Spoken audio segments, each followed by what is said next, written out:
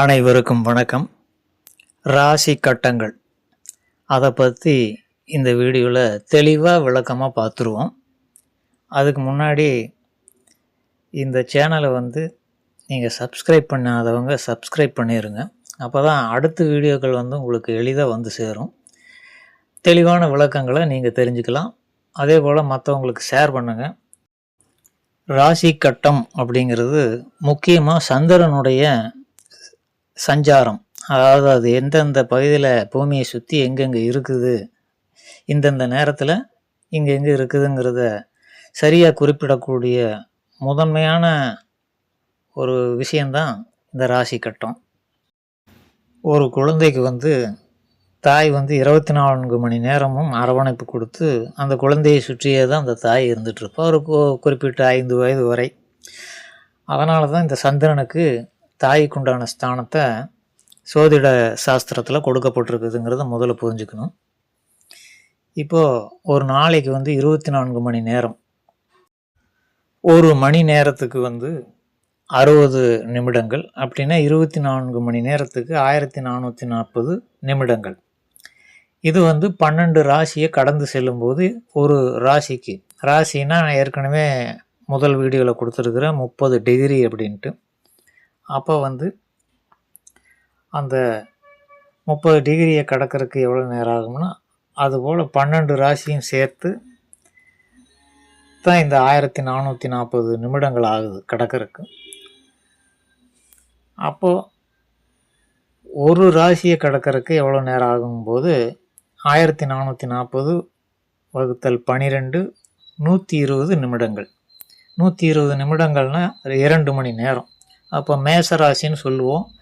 அந்த மேசராசி அந்த நிலவானது, சந்திரனானது அந்த பகுதியை கடக்க 2 மணி நேரம் எடுத்துக்குது. அப்போ 30 டிகிரி கொண்டது ஒரு ராசி, 360 டிகிரி கொண்ட ஒரு வட்டமான நிலவு பகுதி, பூமியினுடைய பகுதி 360 டிகிரியில் 1 டிகிரியை கடக்கக்கூடிய நேரம் என்னன்னு பார்த்தீங்கன்னா 4 நிமிடங்கள். இது நிலவுக்கு மட்டும்தான் பொருந்தும், மற்றதுக்கெல்லாம் பொருந்தாது. இப்போ நம்ம பூமியிலிருந்து பார்க்கும் பொழுது பகல் 12 மணி நேரம், இரவு 12 மணி நேரம். அதனால தான் இதை ரெண்டாக பிரிச்சிருக்கிறோம். இரவுக்கு 6 ராசி கட்டங்கள், பகலுக்கு 6 ராசி கட்டங்கள். ஒரு ராசியை நிலவானது, சந்திரனானது கடக்க 2 மணி நேரம் ஆகுது. ஒரு நிமிஷத்துக்கு, அதாவது 4 நிமிஷத்துக்கு 1 டிகிரியை கடக்குது அப்படிங்கிறத தெளிவாக புரிஞ்சுக்குங்க. கடக்கிறதுனா நம்ம பூமியில் இருக்கிறோம், அந்த நிலவானது எந்த கோணத்தில் இருக்குது அப்படின்னா 4 நிமிஷத்துக்கு இருக்கா 1 டிகிரி அது நகர்ந்துகிட்டே இருக்கும் நம்ம பார்வையிலிருந்து. இப்போ காலையில் 6 மணி 7 மணி வாக்கில் மேசராசியில் சந்திரன் இருக்குதுன்னு வச்சுக்கோங்க. அது 7 to 9 வரைக்கும் ஒவ்வொரு 4 நிமிஷத்துக்கு ஒருக்கா டிகிரி மாறிட்டே 32 டிகிரி அப்படின்னு வருதும்பொழுது அது ரிஷபராசி அப்படின்ட்டு குறிப்பிடுறோம். ஆனால் ஆக்சுவலாக அது 32 டிகிரியில் இருக்குது அப்படிங்கிறதெல்லாம் துல்லியமான பஞ்சாங்கத்தில் குறிக்கப்பட்டிருக்குது.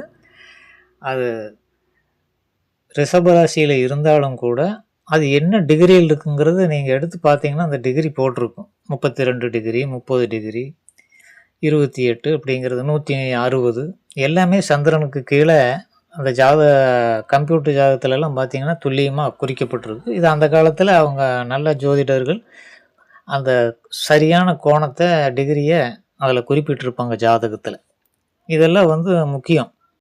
பூமி தான் சூரியனை நீள்வட்ட பாதையில் சுற்றுது, தெளிவாக தெரிஞ்சுக்குங்க. நிலவு பூமியை நீள்வட்ட பாதையில் சுற்றுறது கிடையாது, அது சர்க்கிளாக தான் சுற்றிட்டு இருக்குது. அதனால தான் சரியாக 24 மணி நேரம் அந்த அமாவாசையெல்லாம் சரியான நேரத்தில் வந்துடுது. அதனால் நிலவு 2 மணி நேரத்துக்கு ஒரு தரம் ராசி கட்டங்கள்ங்கிற அந்த டிகிரியில் மாறுது. ராசி கட்டம் எதுக்குன்னா நம்ம அடையாளத்துக்காகத்தான். ஏற்கனவே நான் சொன்னது போல் இந்த பகுதி தான் நிலவு இருக்குதுங்கிறது எப்படி நமக்கு தெரிஞ்சுக்கிறது? நிலவுங்கிறதுனால எப்படியும் பகல்லையும் கூட நம்ம கண்டுபிடிச்சிடலாம் இங்கே இருக்குதுங்கிறது கண்ணுக்கு தெரியும். மற்ற கிரகங்கள் அப்படி தெரியாது இல்லையா, தூரத்தில் இருக்கிறதுனால. அதனால தான் இந்த ராசி கட்டங்கள் இயற்றப்பட்டிருக்கு. இப்போ காலையில் சூரிய உதயத்தை பார்க்குறோம். அதிலிருந்து சூரியன் எப்படியே மேலே மூவ் ஆகிட்டே போகுது. இதுதான் டிகிரிங்கிறது. இப்போ 30 டிகிரிங்கிறது 6 மணிக்கு சூரியன் எங்கே இருக்குது? கிழக்கில் அடிவானத்தில் இருக்குது.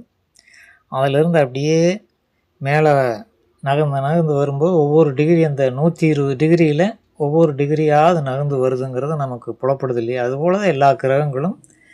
இந்த இப்போ சூரியன் 12 மணிக்கு உச்சியில் இருக்குதுன்னா அது 90 டிகிரியில் இருக்குதுன்னு வச்சுக்கோங்க. இப்போ தெளிவாக இன்னொரு கேள்வியை நீங்கள் கேட்கணும். நிலவு பூமியினுடைய துணைக்கோள் அப்படிங்கும்போது அதுக்கு தனிப்பட்ட சக்தி எப்படி இருக்கும்? அதை வச்சு நம்மளை பாதிக்குது அப்படின்ட்டு பல கேள்விகள் எழலாம். பகலில் மட்டும்தான் நம்ம இருக்கக்கூடிய பகுதியை பூமியை நோக்கி அந்த சூரியனுடைய கதிர்கள் நம்மளை பாதிக்குது. ஆனால் இரவில் சூரியன் பின்பக்கமாக நம்ம போயிடுறதுனால நிழல் பகுதியில் இருக்கும் பொழுது நிலவு அந்த சூரியனுடைய கதிர்வீச்சுகளை வாங்கி நமக்கு பிரதிபலிக்குது. அப்போ சூரியனுக்கு ஈக்குவலாக இந்த சந்திரன் செயல்படுகிறது அப்படிங்கிறத புரிஞ்சுக்கணும். ரேடியேஷன் தான் முக்கியமே தவிர அதனுடைய இப்போ சூரியன் நேரடியாக பாதிக்கும்போதுக்கும் சந்திரனுடைய பாதிப்பு வாங்கி கொடுக்கும்போது மிகவும் குறைவாகத்தான் இருக்கும் சந்திரனுடைய சக்தி அப்படிங்கிறத புரிஞ்சுக்கணும். அமாவாசை அப்படிங்கும்போது நிலவு சுத்தமாக சூரியனுடைய கதிர்களை நமக்கு பிரதிபலிக்கிறது இல்லை. அதனால தான் அந்த காலகட்டத்தில் சந்திரன் நீச்சம் அடைந்து விடுகிறதுங்கிற மாதிரி கணக்குகள் வருது. அதாவது பவர் இழந்து போயிடுது, அதனுடைய சக்தி ஒன்றுமே இல்லைங்கிற மாதிரி நம்ம கருத்தில் எடுத்துக்கொள்ளணும். புரிஞ்சுக்கிறதுக்காக சொல்கிறேன். அதே பௌர்ணமி அப்போது கடல் அலைகளெல்லாம் கொந்தளிக்கிற அளவுக்கு அது சூரியனுடைய பவரை வாங்கி நமக்கு பிரதிபலிக்கும் போது சூரியனுக்கு ஏறக்குறைய பாதி அளவாவது அது நம்மளை பாதிக்குதுங்கிறது தான் அதை அர்த்தமாக எடுத்துக்கணும்.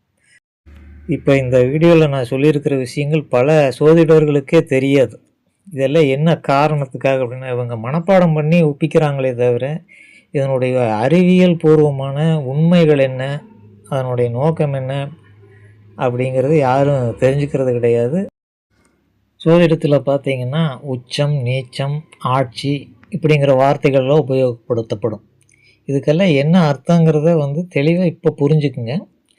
நீச்சம்னா இப்போ உதாரணத்துக்கு சந்திரன் அமாவாசையில் எந்த ஒரு சக்தியும் இல்லாமல் அது நம்ம பாதிக்காது அப்படிங்கிறது புரிஞ்சுக்கணும். சூரியனுடைய கதிர்களை வாங்கி அது பிரதிபலிக்கிறது இல்லை. பௌர்ணமி அப்போ அது ரொம்ப பவர்ஃபுல்லாக இருக்குது, அதனுடைய தன்மை கூடி இருக்குது அப்படின்ட்டு நம்ம புரிஞ்சுக்கணும். இது பற்றிய தெளிவான ஒரு அறிவு புரிதல் இல்லாதனால தான் பல சோதிடர்களால் இந்த சோதிட சாஸ்திரம் பொய்யாகி போயிருக்குது. அவர்களுடைய சொல்லக்கூடிய கருத்துக்களுக்கும் மனிதனுடைய தனிப்பட்ட வாழ்க்கைக்கும் சம்மந்தமே இல்லாமல் 90% இருப்பதற்கு காரணமே இன்னுமே பல சோதிடர்கள் இந்த சோதிட கலையினுடைய நுட்பமான விஷயங்களை தெரிஞ்சுக்காமல் இருக்கிறது தான். இப்போ நம்ம சேனல் மூலமாக இதை நுட்பமாக நுணுக்கமாக ஆராய்ந்து சோதிடர்களுக்கே தெளிவுபடுத்தக்கூடிய அளவுக்கு நம்ம விளக்க போகிறோம் வரும் வீடியோக்களில். பல விஷயங்களை இப்படியெல்லாம் இருந்ததே நமக்கு தெரியாமல் போச்சேங்கிற மாதிரி சோதிடர்களே வியக்கும் வண்ணம் இருக்கும். அது தொடர்ந்து வீடியோக்களை சப்ஸ்கிரைப் பண்ணி பாருங்கள். இப்போ ராசி கட்டங்கள் அப்படின்னா என்னங்கிறத தெளிவாக புரிஞ்சுக்கிட்டீங்க. அது ஒரு அடையாள பெயர், நட்சத்திர கூட்டங்கள் இருக்கும்.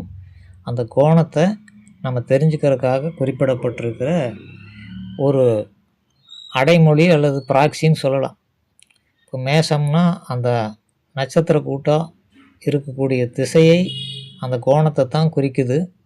அது மேசம்ங்கிறது ஒரு அடையாள பெயர். அப்படித்தான் 12 ராசிகளும். அங்கே உட்காந்துட்ருக்குறான்னா அந்த மாதிரி ஒடியாந்து எட்டி குதிச்சு உட்காருவதெல்லாம் கிடையாது. நம்ம தான் அந்த கோணத்தில் இருக்கிறோம், அந்த கிரகத்தினுடைய கோணத்தில் நம்ம இருக்கிறோம் அப்படிங்கிறத புரிஞ்சுக்கணும். இப்போ இந்த 12 ராசி கட்டங்களுக்கான காரணங்கள் என்ன, அறிவியல் உண்மைகள் என்ன எல்லாம் தெரிஞ்சுக்கிட்டீங்க. இனி அடுத்து இந்த நட்சத்திரங்கள்னு கொடுத்துருப்பாங்க. ஒவ்வொரு ராசி கட்டத்துக்கும் 2 அல்லது 3 அது போன்ற நட்சத்திரங்கள் இருக்குது அப்படின்ட்டு நட்சத்திர பலன்கள்லாம் சொல்லியிருப்பாங்க. அது பற்றின தெளிவான விளக்கங்களை அடுத்த வீடியோவில் நம்ம பார்ப்போம். நன்றி.